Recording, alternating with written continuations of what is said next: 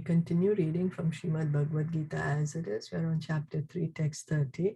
Mai sarvani karmani sanyasya adhyatma chetasa nirashir nirmamo bhutva yudhyasva vikata jwaraha.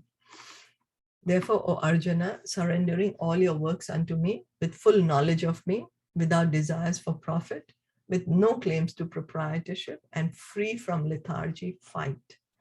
Here, Krishna is saying how to do Karma Yoga. This verse clearly indicates the purpose of the Bhagavad Gita. The Lord instructs that one has to become fully Krishna conscious to discharge duties as if in military discipline. Such an injunction may make things a little difficult. Nevertheless, duties must be carried out with dependence on Krishna, because that is the constitutional position of the living entity. So Krishna is saying, you do your work, Krishna, Arjuna. Surrender all your works unto me. Do it for my pleasure. You fight now. You fight. Understand. Have full knowledge of me. He's saying, without desires for profit, don't think if you're going to win or you're going to lose. You just do your duty. You are in this position, you're a Kshatriya, you do your duty. Don't think, oh, your kingdom, my family, my grandfather. You just do your duty of fighting, because that was Arjuna's position. He's a Kshatriya. So what about us? We need to do our duty. Whatever position we are in, we do our duty for the pleasure of Krishna. Let me do whatever duty is prescribed for me, whatever position I am. Let me do it in a way which is pleasing to Krishna. The living entity cannot be happy independent of the cooperation of the Supreme Lord, because the eternal constitutional position of the living entity is to become subordinate to the desires of the Lord. So we are in the material world. We say, why should I fulfill Krishna's desires? Who is he? I want to fulfill my own desire. And that's the reason we are in the material world. What is our constitutional position? What's our original position? That we are always carrying out the desire of Krishna, whatever is Krishna's will. And then we need to carry out our duties with dependence on Krishna, understanding that I can't do anything independently. Whatever is given to me by Krishna. The ability I have is given to be my Krishna. The resources I have is given to be my Krishna. We start taking ownership. It's my ability, my intelligence, my body, my strength, everything is mine. But there are times when we can't use those things. Then so that gives us a little bit of indication. Oh, they're not mine actually, they're given to me. So understanding that everything is given to us by Krishna. Arjuna was therefore ordered by Sri Krishna to fight as if the Lord were his military commander. One has to sacrifice everything for the goodwill of the Supreme Lord, and at the same time discharge prescribed duties without claiming proprietorship. So this is the will of the Lord. Let me do it to the best of my ability. It's just that. Anyway, we are doing it. It's not that we are not going to do it.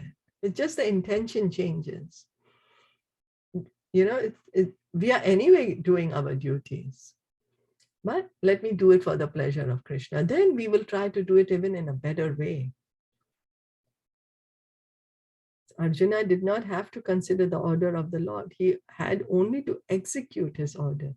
The Supreme Lord is the soul of all souls. Therefore, one who depends solely and wholly on the Supreme Soul without personal consideration, or in other words, one who is fully Krishna conscious, is called Adhyatma Chetas.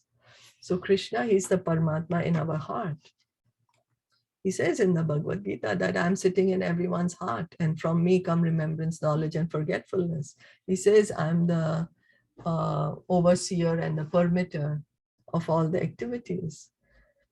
He says that I'm the Supreme Lord. So Krishna is there in each and everyone's heart. Each of us, he's there in our heart right now. as the super soul.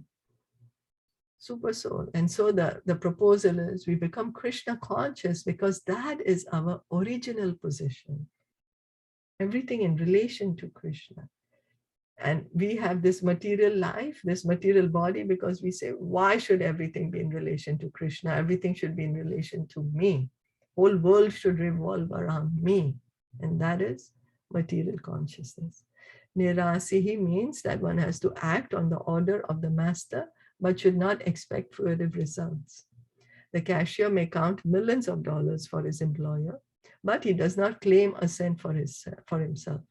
Similarly, one has to realize that nothing in the world belongs to any individual person, but that everything belongs to the Supreme Lord. That is the real purport of Mai, or unto me. And when one acts in such Krishna consciousness, certainly he does not claim proprietorship over anything.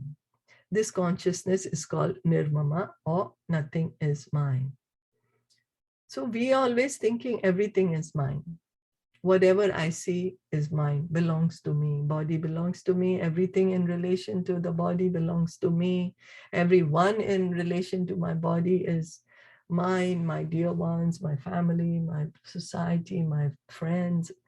Everything is mine. But the reason we have come to this material world is to understand that nothing actually belongs to us. It belongs to the Supreme Lord. Many of us say also, yeah, I know nothing belongs to me. I came empty-handed, I will leave empty-handed. So many of us say that, but do we actually understand it? What does truly mean to be saying such things? An example is given by Prabhupada here, that there is a cashier in the bank and he's counting millions of dollars every day. Millions of dollars are being credited in the account, and he's seeing so much money. He's taking the money, he's depositing it in the account. But he knows this money is not mine. It belongs to the bank. The minute he takes it and uses it for himself, he'll be implicated. There's going to be, the bank is going to take action against him. So similarly, whatever we are seeing is given to us by Krishna. We think it's ours, but it's just given to us by Krishna. So what's the proposal? Krishna is saying, I'm giving it to you. You just understand it's given to me by you. And you do your duty, whatever position you are in. You do whatever is you need to do, remembering me. Remembering me. That's all he's saying, unto me. And that is nirmama, or nothing is mine. And if there is any reluctance to execute such a stern order, which is without consideration of so-called kinsmen in the bodily relationship, that reluctance should be thrown off. In this way, one may become vigata jvara, or without feverish mentality or lethargy. Everyone, according to his quality and position, has a particular type of work to discharge, and all such duties may be discharged in Krishna consciousness as described above. That will lead one to the path of liberation. So it's not that Krishna is telling us, you don't do anything, just sit down. Because many people say, oh, you're telling us hear and chant, so what do I have to do? Whole day I cannot hear and chant. How will I do my duties? I have so many responsibilities. If we are, I have financial responsibilities. I have to take care of a family. I have to, do so many things. I have a career. But Krishna is not saying don't do that. He's saying everyone has a particular type of work. We all have, based on our position, based on our nature. We all have to do work. But do it for the pleasure of Krishna. Do it in such a way that let me do my duty in a way that Krishna will be pleased. How can I relate my duty to Krishna? How can I connect it to Krishna? That is what's the proposal of Bhagavad Gita, Karma Yoga. This is Karma Yoga. Do whatever you need to do, but just do it for my pleasure. And then we can see that we will be able to do our duties in a more better way. We will have better relationships with everyone. Because otherwise we are thinking, mind, let me act in whatever way I want. I can get angry at anyone I want. I can get arrogant at anyone I want.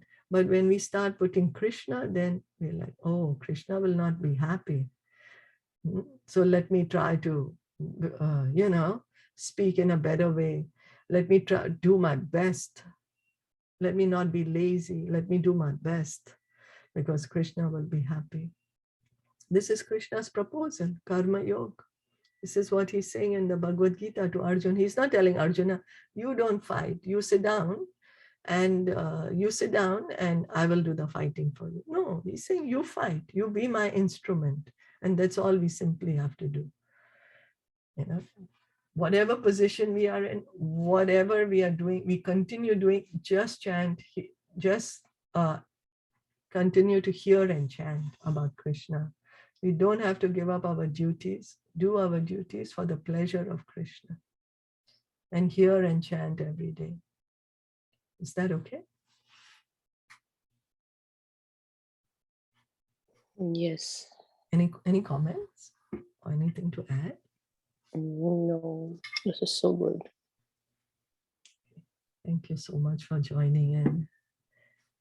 Srimad Bhagavad Gita ki jai, Shilpa Prabhupada ki jai, Gaur Premanande, Hari Bol, Hare Krishna. Thank you to all the listeners.